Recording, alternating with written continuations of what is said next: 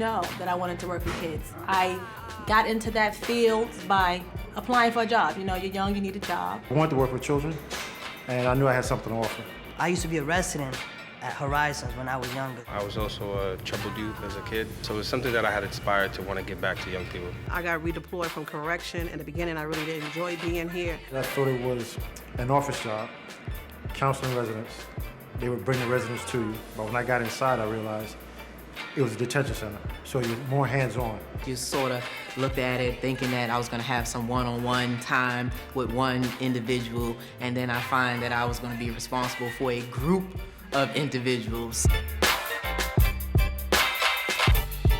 You see the adolescents and you make a difference in their life. I always believe in second chances because I had a second chance, and even though I did certain things when I was younger, that didn't define who I was. If I could change, a lot of kids could change too, so that was my motivation to become a JC. I feel as though a lot of kids that come through the system, it's like a revolving door, they back and forth, and they need people who care, who understand. You could be that role model that can change their life.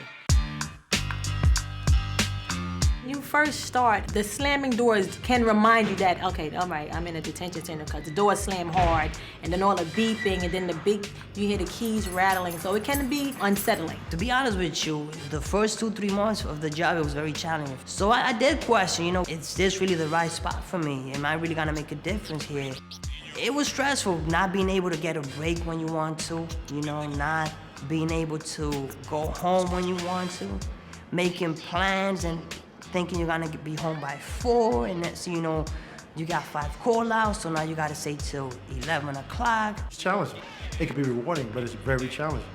You have to get to that initial period, and once you get established, all the skills you have to offer, then you'll have time to deliver them. When I first started here, there was a core of staff that really helped me out, being supportive, reached out to me, offered support, and guided me.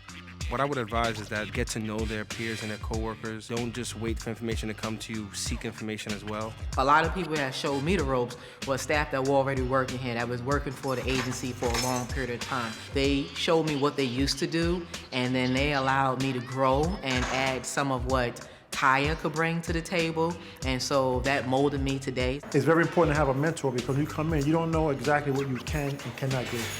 So you need someone to show you good or bad and try to help bring out your skills. When a new JC comes in, first they should never look at the young people about their charge. We know they're here for various reasons. Look at a young person that needs your attention, that needs your time, that needs to be told that they can be better than their current situation.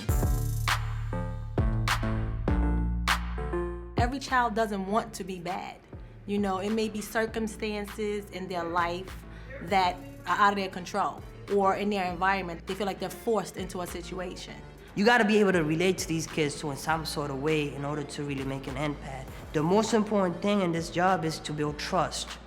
Just look at a young person, whether it's a girl or a boy, and know that this young person has been through something. There's been some trauma going on with him or her, and that you are the person that can help them through that trauma. You are the person that can help them be better than they were the day before. You are the person that can help them change. You absolutely have to be present at all given times because things can happen in the blink of an eye. Just be consistent, be open-minded, and just be willing to learn new things, and always be on point. And if you're not sure, just ask for help. I could speak for myself. I mean, I love the job. So, I mean, I'm not gonna lie, it is challenging sometimes getting up. You know, your body do get tired, but once I'm at work, time goes by fast. So next thing you know, even when I'm doing a job, it's already 11 o'clock, because I mean, I'm always engaged, I'm always interacting with them, I'm always involved. Don't be afraid, you know, to talk to a child or approach a child. You may get some resistance at first, but once you're consistent with your efforts, they may come around. I think that's the biggest thing, is building relationships and rapport with the kids. So the residence rooms are single-person rooms. Inside each room, you have a bed frame with a mattress and a pillow, but you also have a desk, which the desk provides an opportunity for young people to do their homework, write letters, draw. So they have a little space that they can call their own while they're here with us for the short period of time. There's a day area where the kids can come out, congregate, watch TV, converse with their peers, play video games. Rap sessions are held there. Group sessions are held in the day area. And there's maybe 2 to 3 bathrooms on the whole where they shower. Every resident goes to school. They follow the Board of Education curriculum, and they are mixed in different groups. They go by as different classes. It may consist of 5 to 12 kids at the most. And if it's more than 8 kids, it'll be 2 staff posted in that class and the teacher. When we talk about providing a safe, positive structure for young people, it's creating some kind of normalcy. So eating together provides some normalcy. And they're sitting there, have their lunch. Once they leave the cafeteria, they may have maybe 20 minutes left before they have the next class. So they'll go to a hall, use the bathroom, drink some water, just relax and unwind before they go to their next class. We have a mental health staff. As JCs, if we see certain behaviors, we write referrals, send them to mental health. And sometimes the residents will request, I would like to see mental health. I'm going through something, and maybe it's something they don't want to share with me. We use the gymnasium for gym class while they're in school. We also use it for recreation, an auditorium in a sense where we do special programs and any special events like graduation. Outdoors, we have 2 basketball courts. We have a yard full of grass. One time, when the facility first opened, everyone said we had the second best grass in the Bronx to Yankee Stadium.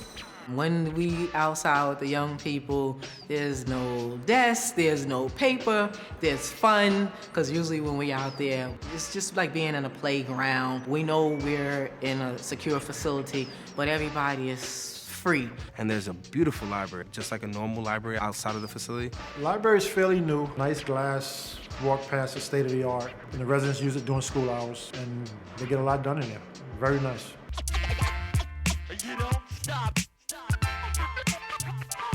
I think there is ample room to grow as a juvenile counselor. When I first started, there were a lot of opportunities as far as training unit, maybe moving up to being a supervisor. Being a juvenile counselor is a stepping stone for me. As of being a JC, hopefully get a position where I'll be able to make a bigger difference. You can go to another state, and they're like, wow, you did this in New York? It's like, that's everything. You can handle the kids or the routines in New York. You can go anywhere and get a job. I think some of the rewards of the job are that when you impact a child's life and they go through some difficult times, that children do come back to you and say thank you. Sometimes when the children leave here and you see them out in the community, that they remember you. And the minute they call you by your last name, you know them from the job. One of the kids who used to be here, he said, Michelle, thank you. You were so nice when I was in there. You never judged me or anything. And every time he comes up my block, I'm like, oh, how you doing? He waves. He acknowledged me and everything. He told me he's doing security work. I said, that's a blessing. Good. And so when I saw her, and she just automatically like, oh my gosh, how are you? How's your family? She remembered my children. Lo, the children are big now. They're grown. Your daughter's in college. And she said to us, she was like, well, I learned so much when I was here. Y'all helped me so much. Everything that I learned when I was here, it was so true. That was really touching to me.